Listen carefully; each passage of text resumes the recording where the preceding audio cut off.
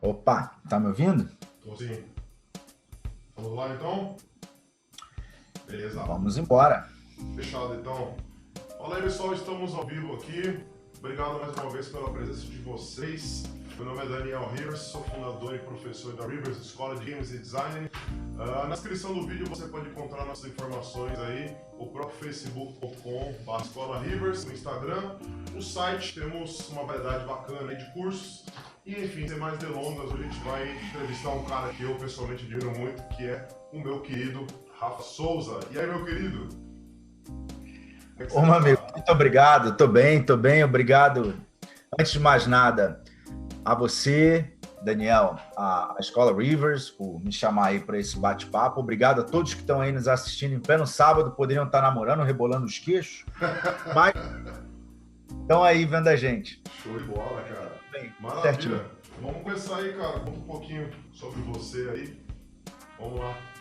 Quem que é você? Bom, eu comecei basicamente a estudar arte, me interessar a ponto de querer estudar e viver disso em 99, quando eu fazia faculdade de propaganda e publicidade. Terminei minha faculdade em 2003, mas paralelo eu também estava estudando bastante arte. Em 2000, exatamente no ano de 2000, comecei a estudar 3D numa escolinha lá no Rio de Janeiro e também desenho artístico no estúdio do Evaristo. Foram 4 anos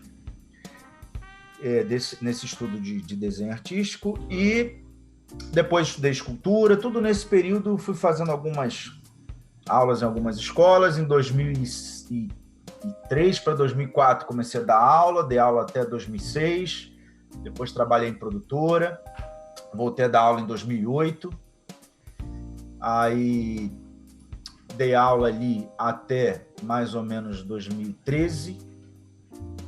Depois daí comecei a viver de freelancer e construí minha primeira plataforma online de cursos. Bacana. E aí, hoje, estou com um sistema que é o Academy e estamos aí. Bacana, cara. Então você gosta bastante de dar aula mesmo, né, cara? Você tá dentro de você isso aí. Que bom. Apaixonado por falar sobre arte. Sabe como é, então? Sei como é que é, cara. A gente compartilha isso aí. Cara, a bola agora é sua. O Rafa aí preparou uns slides maravilhosos. Eu tive o prazer de ter um spoilerzinho, né? Ele já me mostrou, óbvio. E enfim, tive esse prazer um pouquinho antes de vocês. E vamos lá então, Rafa. A bola tá contigo aí. Eu vou possivelmente fazer pequenas pausas só pra fazer alguma perguntinha aqui que alguém tá fazendo ao vivo. Ou eu mesmo tô com uma curiosidade aqui. Beleza, cara? Uhum. Tudo seu aí. Beleza. Vamos começar então. Meu bate-papo vai até mais ou menos às 7h30 daí. Depois a gente pergunta mais coisas e tal. Então vamos lá. Eu vou compartilhar a minha tela. Quando vocês estiverem vendo, só dá um ok. Tamo vendo. Tá vendo? Tamo vendo. Beleza. Bom, separamos para hoje o assunto observação. Antes que algumas pessoas já perguntem sobre qual é o livro exato que fala sobre isso, na verdade, ainda não, pelo que eu saiba, não foi escrito um livro que fala só sobre esses elementos de observação. Basicamente, eu fui retirando de vários livros dicas de observação interessantes, batendo papo com artistas, estudando, descobrindo algumas coisas por mim mesmo e fui montando e condensando isso. Por exemplo, no livro Conceitos Fundamentais da História da Arte, fala muito sobre a mudança de postura lá pelo século XVI, onde os artistas começaram a ver em manchas e não em linhas, que foi a análise que ele fala basicamente entre linear, a visão linear e a visão pictórica. O William Morgan, que é o segundo livro aí, da esquerda para a direita, também fala muito sobre algumas coisas relacionadas à observação, ver bordas, ver direcionamento de linha, tudo isso, assim como Anthony Ryder, o livro do Centro, também fala algumas coisas interessantes sobre isso. O Desenhando com o Lado Direito do Cérebro, da Beth Edwards, também fala coisas relacionadas à percepção de borda, silhueta, volume, planos. Sarah Simler também fala isso. Estudei com o Evaristo, também falou coisas. Estudei com o Maurício Takibuchi. Infelizmente não foi muito tempo, mas ele também falava muito sobre aspectos da observação. Então eu fui montando várias coisas interessantes que eu vi e condensando. Mas é um assunto muito complexo e dá para detalhar e levar meses falando se for necessário. Então vamos tentar fazer um resumo do resumo aqui nessa 1h30 e também antes disso até, porque eu ainda separei um pedacinho para para mostrar algumas coisas na prática. Vamos lá? Vamos lá, show de bola. Bom, nosso bate-papo de hoje está concentrado na seguinte pergunta: qual a importância da observação? Então, começando os aspectos que eu falei, separei aqui 2 aspectos interessantes para a gente poder começar a bater papo. O primeiro deles...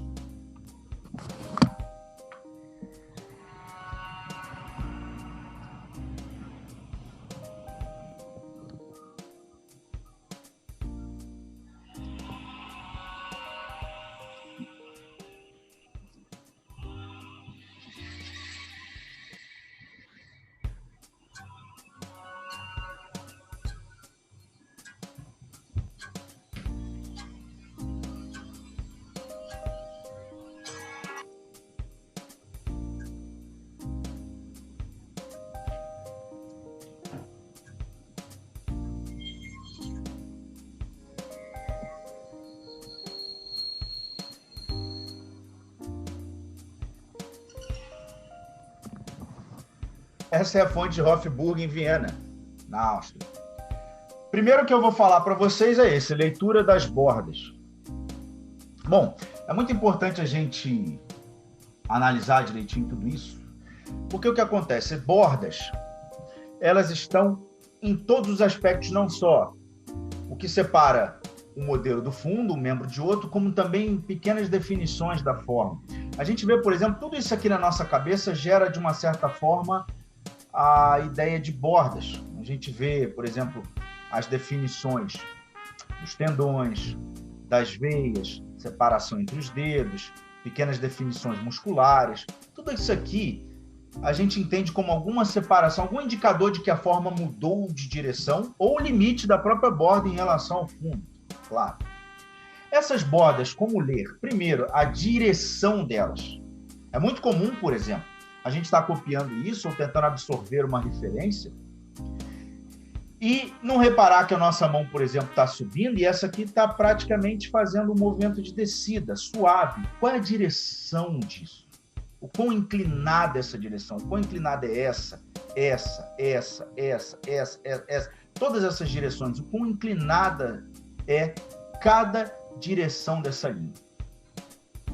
Outro aspecto relacionado a isso, relacionado à linha, percepção dela, é se essa linha é contínua ou ela é tracejada. É muito comum, no meio dos nossos estudos, a gente olhar, por exemplo, como uma área como essa aqui. Nossa, isso acontece demais. Você sente que essa linha aqui, esse contorno inteiro, ele tem uma certa continuidade. Quando a gente olha com mais cuidado, a gente vê que eu tenho uma linha, de repente eu tenho uma interrupção sem nada, depois eu tenho de novo essa linha, uma borda, né? Linha é uma palavra perigosa nesse caso. Vamos falar de borda. Aqui eu tenho uma área que é uma divisão de planos muito suave, quase que some aquela definição bruta. Tenho mais alguma coisa muito suave e por aí vai. Mas é muito comum a gente ler isso da seguinte forma: a partir do momento em que a gente sente que isso tem uma continuidade, a gente faz a continuidade, a gente vai e faz uma definição forte que não acaba, ela vai até o fim, já emenda aqui, já vai lá para o outro lado e para lá na axila do outro lado. E não entender que essa linha é uma linha tracejada, porque ela tem interrupções, uma definição suave, a definição aumenta, aqui ela vem para cá e some, depois continua embaixo. Então também é entender se essa borda tem um limite contínuo ou um limite tracejado. É muito importante de entender isso. Então essa leitura das bordas é muito importante. A direção e exatamente as áreas que você vê uma definição mais forte, a área que suaviza e depois a definição volta. É muito comum que a gente perceba, deixa eu só desligar aqui o meu rapidinho, os meninos estão mandando besteira aqui. É muito, eu estou tentando falar e estão enviando coisa. Peço desculpas. E aí o que acontece? Quando eu estou vendo a direção dessa linha, o formato, se é curva ou se é reta. Também tem outra ilusão de ótica que nos dá bastante, por exemplo, esse ombro aqui quase 100% de chance da gente ler isso como uma única curva. Pode ver no desenho que a pessoa fizer, na escultura, no 3D, seja o que for, você vai ver isso aqui embolotado. É muito comum que tudo a gente construa em círculos, em esferas, até porque, de uma certa forma, o 3D ele vai te induzir a deixar tudo arredondado. Você demole, você vai dando ali muito smooth, quando você vê, tá tudo redondo também. Só que se você olhar com muito mais calma, você vai perceber que isso é uma união de praticamente 3 retas. Eu tenho uma reta aqui eu tenho um ponto. Pense bem nesse ponto, chama-se inflexão, depois eu vou falar só dele. Aqui tem um ponto em que a reta muda de direção nitidamente. Aí vem de novo uma reta, depois vem de novo. Aqui embaixo é quase que uma curva muito suave, é quase uma reta. Mas veja que essa peça é separada em 3 elementos aqui. Muito importante perceber isso. E quando a gente não está com o olhar treinado, afiado, tudo vai virar círculo. A partir de agora, se você observar, vai ver que quase tudo aqui é uma união de retas, porque se a gente tem várias retas assim, a gente traduz como uma curva e não é legal. Por exemplo, aqui, a gente vê que eu tenho até uma curvinha, depois eu tenho uma reta, depois eu tenho uma leve curvinha, depois eu tenho outra reta. Aqui eu tenho uma reta, quebrou uma curva suave, quase reta. Aqui, por exemplo, daqui para cá, galera, é normal a gente fazer isso. Traduzir como uma única curva. Enquanto, na verdade, isso com certeza seria traduzido melhor se você fizesse uma reta, aqui tem uma curvinha, outra reta, reta, aqui tem um ponto, reta, outro ponto e aqui outra reta. Reta mesmo. É que uma união de retas nos dá a sensação de ser curva. Então tem que tomar muito cuidado com isso e ficar com os olhos afiados. Por quê? Provavelmente a gente vai cair nesta armadilha. Então a percepção da leitura das bordas é muito importante. Vamos para o próximo elemento.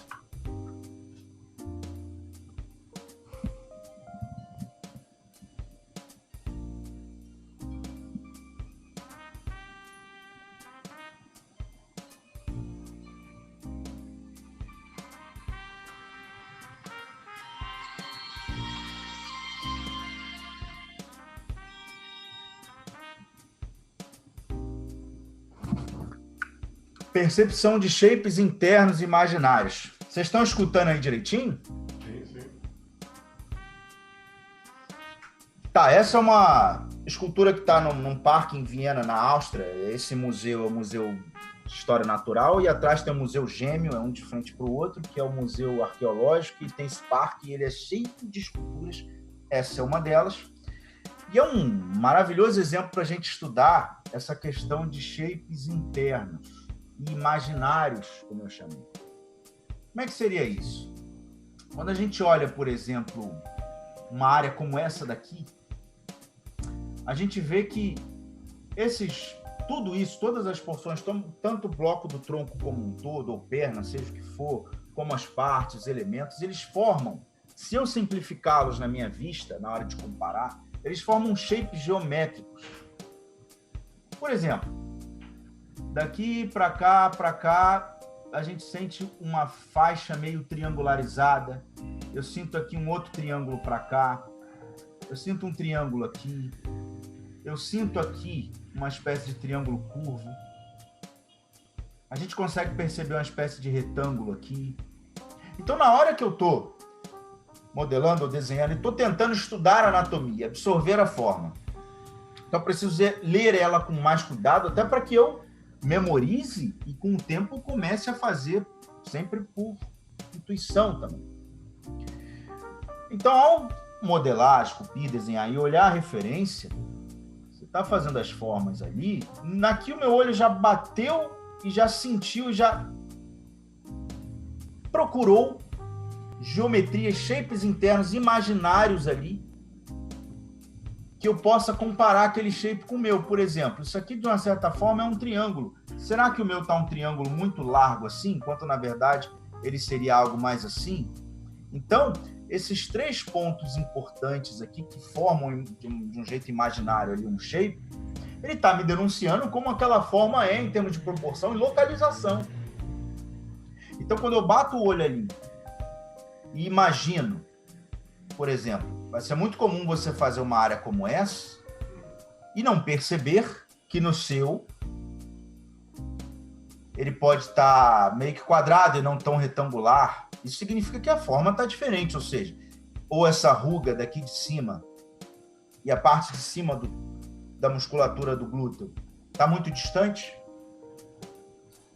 ou esse espaço está muito grande, ou ele está curto, assim, ou seja, está tudo numa localização ruim. A gente acha que a beleza do trabalho está no excesso de detalhes nos poros, na verdade está na localização dos elementos.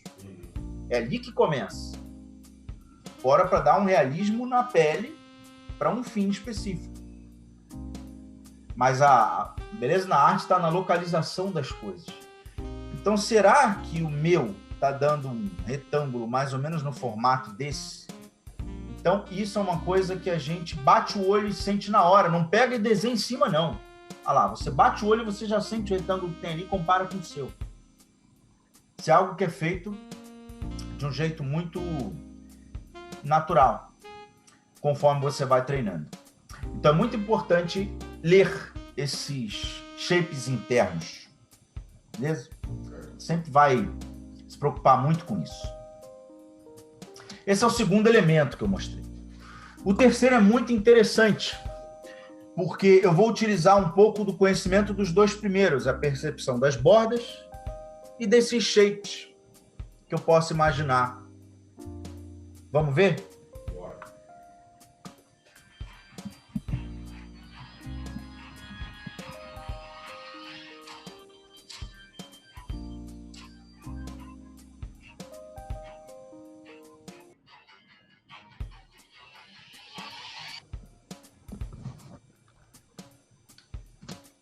Esse é o touro de Farnese encontrado debaixo da terra,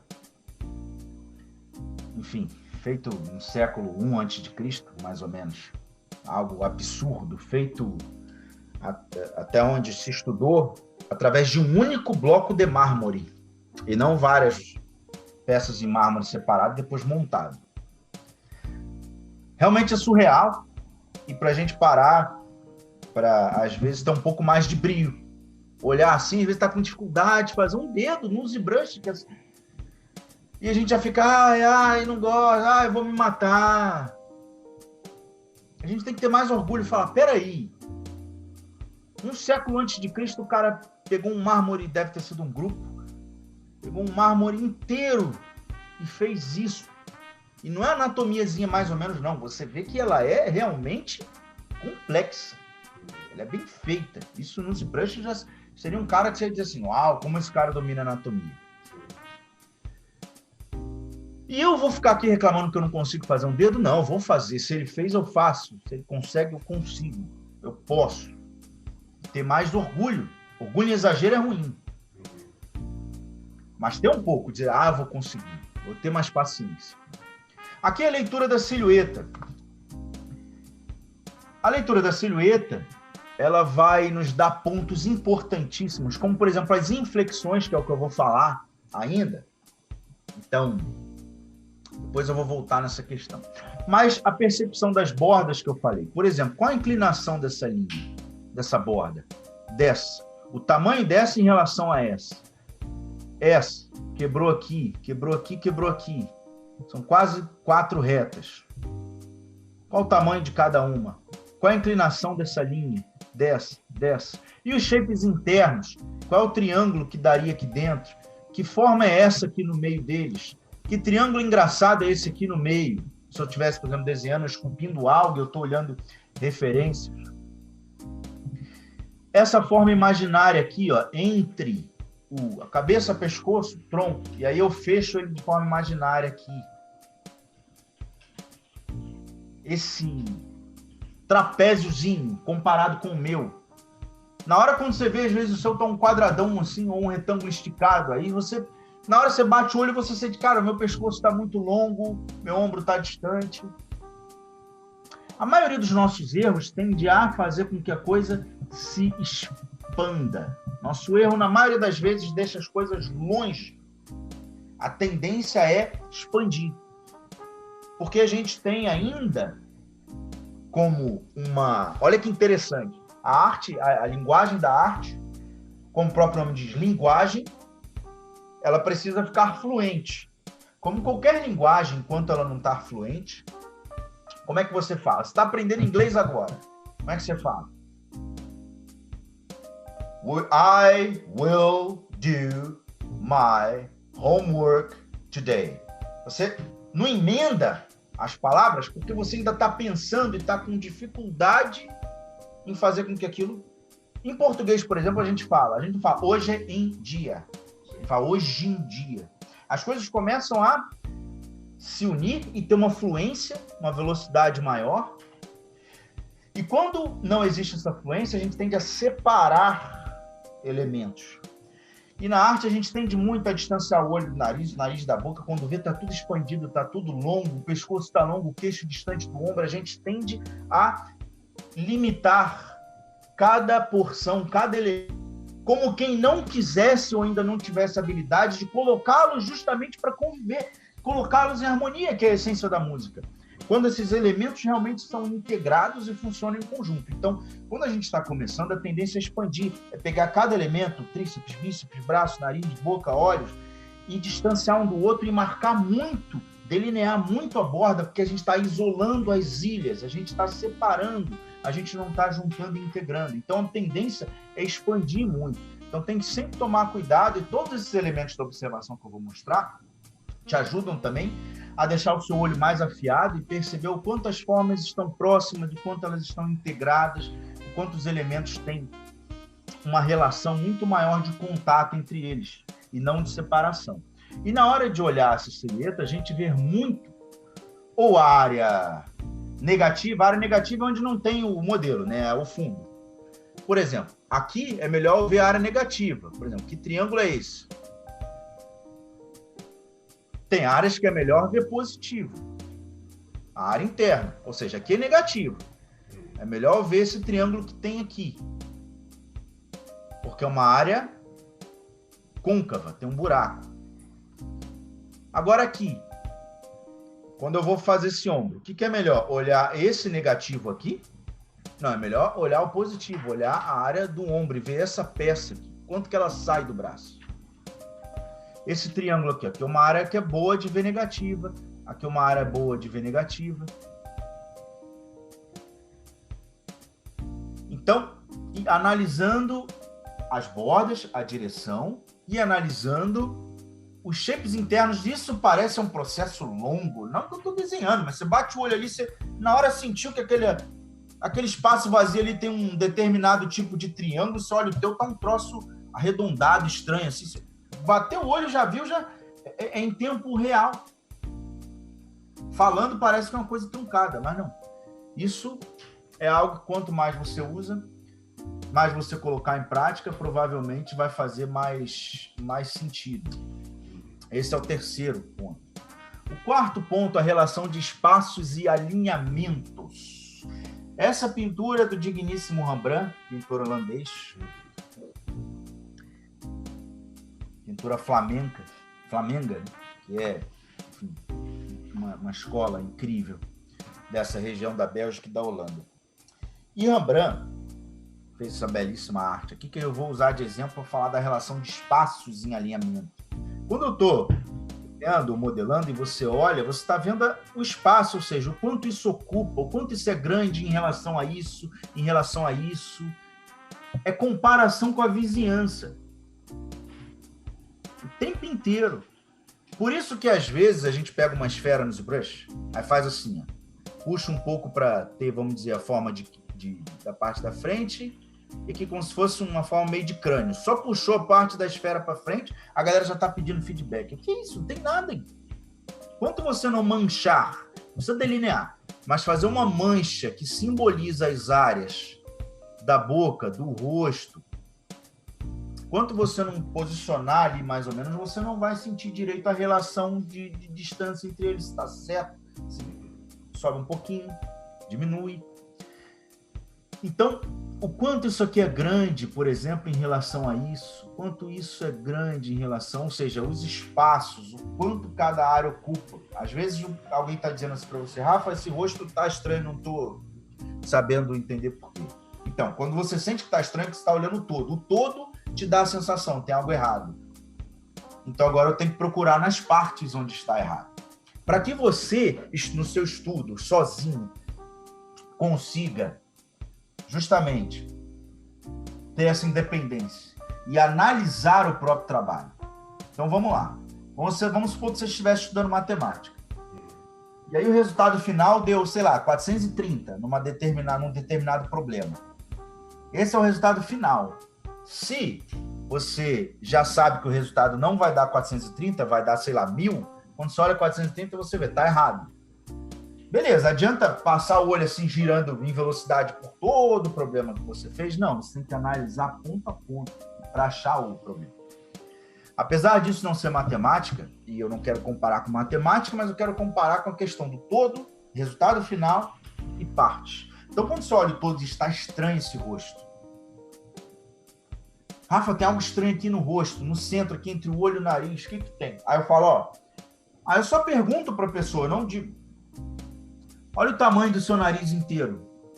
Compara, por exemplo, com o tamanho dessa área entre o nariz e o olho. Compara essas duas áreas. Olha da referência, olha o seu. Na hora que ele compara, por exemplo, na referência está assim, um espaço aqui e aqui espaço nariz. O dele, por exemplo, está assim, primeiro espaço, depois o nariz desse tamanho. Isso significa que o rosto já está alongado, o olho está lá em cima, o nariz está pequeno, está esticado. Quando começa a comparar espaços, o quanto cada um ocupa em relação ao outro, é só você perguntar para a pessoa, aquele com aquele. Mas não tem um. Responde na hora, sem pestanejar. Ele vai bater o olho e vai dizer, o meu tá maior, o meu tá menor, o meu tá esticado. Ué, então a observação dele é ruim? Ou ele não adotou o ponto de vista certo? O que você faz é mostrar para ele uma adoção de ponto de vista. Enquanto ele tá girando o olho assim, na ansiedade, olhando tudo, dizendo, tá ruim, você fala, para. Olha aquele ponto com aquele ponto. Quando você faz isso, olha aquele ponto com aquele ponto, parece que não, mas você está fazendo um trabalho mais complexo. E o dele é mais fácil de dizer qual é o maior, quem é o menor. Se o teu está mais triangular ou mais redondo, se esse nariz está maior ou menor.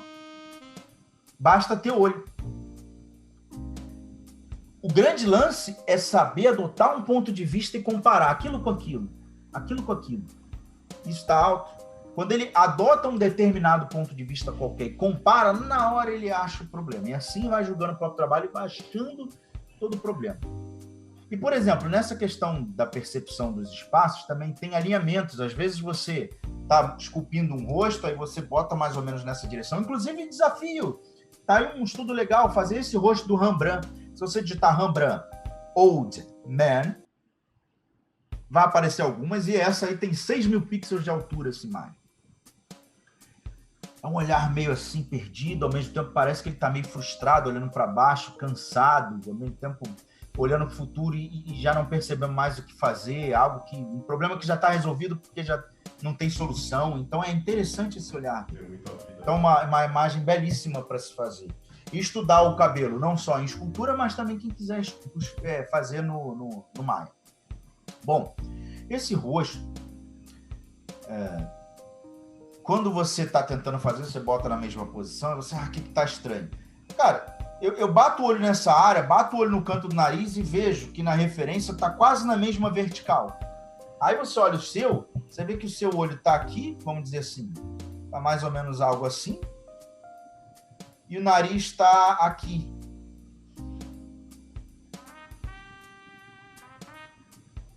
Aí você olha assim, você fala, não, peraí, olha esse ponto, olha a diagonal, olha a vertical. Isso não precisa desenhar, não. São pontos de alinhamento que eu bato o olho, vejo na referência, isso aqui está quase na mesma vertical, está um pouco mais inclinado, está quase na mesma horizontal, ou está passando um pouco, como por exemplo, esse ponto, o nariz passa um pouco.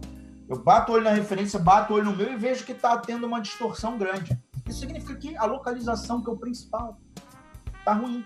Então, teu olho está muito aberto, ou o nariz está pequeno, provavelmente o erro está em tudo, não é só o olho que está errado. Provavelmente o nariz tem que mexer, o olho todo mundo tem que mexer um pouquinho. Até você, e provavelmente, assim, 95% de chance deles estarem expandidos. Você vai começar a aproximar. Opa, nariz aumenta, vem para cá, narina, o olho pega, move, até você achar e chegar com eles mais perto. Provavelmente vão estar distantes. Então, essa percepção de espaço em alinhamento a todo momento tem que ser percebida. Beleza? Tá aí, Dan? É aqui tranquilo, cara. Perfeito. Ali. Show.